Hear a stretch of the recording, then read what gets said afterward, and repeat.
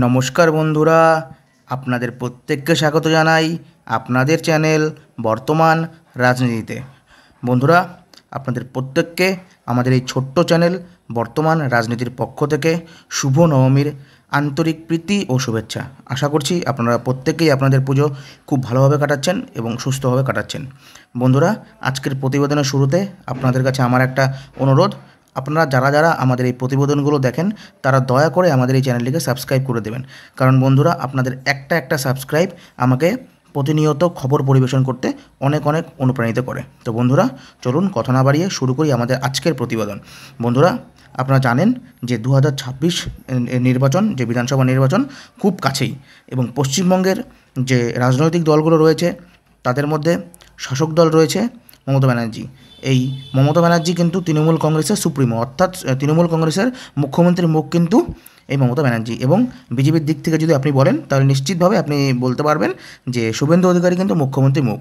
এবং এরপর বাম, কংগ্রেস এবং আইএসএফ যে দল রয়েছে তাদের মধ্যে মুখ কে হবে, এটা কিন্তু একটা বড় প্রশ্ন। এবং মানুষ কিন্তু এটা চায়, সাধারণ মানুষ কিন্তু চায় যে একজন মুখ থাকবে, এই দলের এমন একজন মুখ থাকবে যাকে দেখে বা তাকে সামনে রেখে সেই নির্দিষ্ট রাজনৈতিক দল ভোটে লড়বে।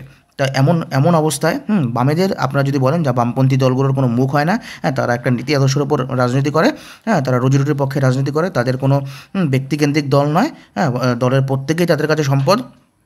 তবে একজন কিন্তু এমন দরকার যাকে দেখে মানুষ কিন্তু ভোট দেবে।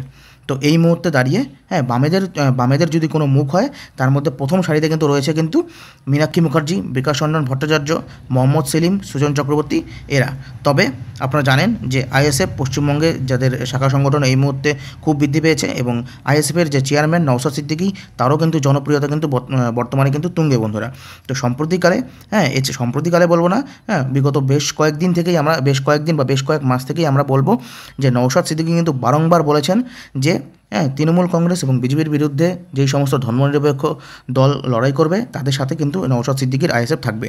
এবং নওশাদ সিদ্দিকী কিন্তু বারংবার একটা কথা বলেন যে তিনি মুখ্যমন্ত্রী হিসাবে কিন্তু বামপন্থী আইনজীবী এবং রাজ্যসভার মেম্বার বিকাশ রঞ্জন ভট্টাচার্য স্যারকে তিনি কিন্তু দেখতে চান।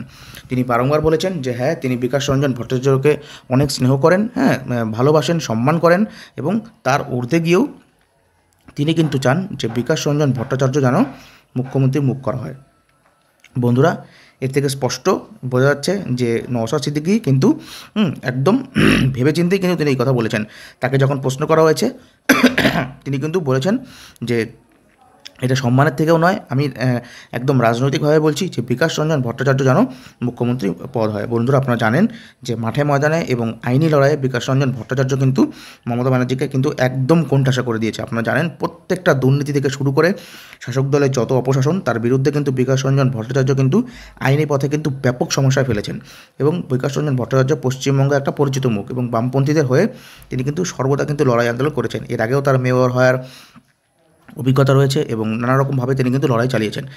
তাই এই জন্য এই সমস্ত কিছু ব্যাখ্যা দেখিয়ে নওশাদ সিদ্দিকী কিন্তু বলছেন যে পশ্চিমবঙ্গের এই 2026 বিধানসভা নির্বাচনে তাদের হয়ে, অর্থাৎ জোট যদি হয়, সেই জোটের মুখ্যমন্ত্রী পদ হবে বিকাশ রঞ্জন ভট্টাচার্য। তার প্রত্যুত্তরে যখন আমরা শুনলাম বিকাশ রঞ্জনও বলেছেন যে নওশাদ আমাকে খুব সম্মান করেন, ভালোবাসে, তার থেকে হয়তো বলেছেন। আপনারা জানেন বন্ধুরা যে বিকাশ রঞ্জন একদম ডাউন টু আর্থ একজন মানুষ, ছাতামাটা, সবসময় সংবিধান সংকৃত কথা বলতে তিনি পছন্দ করেন না, সংবিধানের বাইরে তিনি কোনো কথা বলেন না, এবং মানুষের যে অধিকার, সেই মানুষের অধিকার মানুষকে বুঝিয়ে দিতে তিনি সবসময় লড়াই আন্দোলনে কিন্তু থাকেন। বন্ধুরা, আপনারা কিন্তু আপনাদের কিন্তু মতামতটা কিন্তু আমাকে অবশ্যই কমেন্ট সেকশনে জানাবেন যে নওশাদ সিদ্দিকীর যে আকাঙ্ক্ষা, নওশাদ সিদ্দিকী যে বলেছেন যে বিকাশ রঞ্জন ভট্টাচার্যকে মুখ্যমন্ত্রী মুখ হিসেবে তিনি দেখতে চায়, আপনারা এটা কতটা সমর্থন করেন এবং বিকাশ রঞ্জন ভট্টাচার্যকে আপনারা কতটা যোগ্য মনে করেন পশ্চিমবঙ্গের মুখ্যমন্ত্রী হিসাবে, এটা কিন্তু আপনারা অবশ্যই আমাকে কমেন্ট সেকশনে জানাবেন। তো বন্ধুরা, আজকে আমরা প্রতিবেদন এখানেই শেষ করছি। আপনাদের কাছে আবার আমি অনুরোধ করছি, বন্ধুরা আপনারা দয়া করে আমাদের এই চ্যানেলটিকে সাবস্ক্রাইব করবেন, যেন আমাদের এই ভিডিওগুলো আরও বেশি সংখ্যক মানুষের কাছে ছড়িয়ে যায়। ধন্যবাদ বন্ধুরা।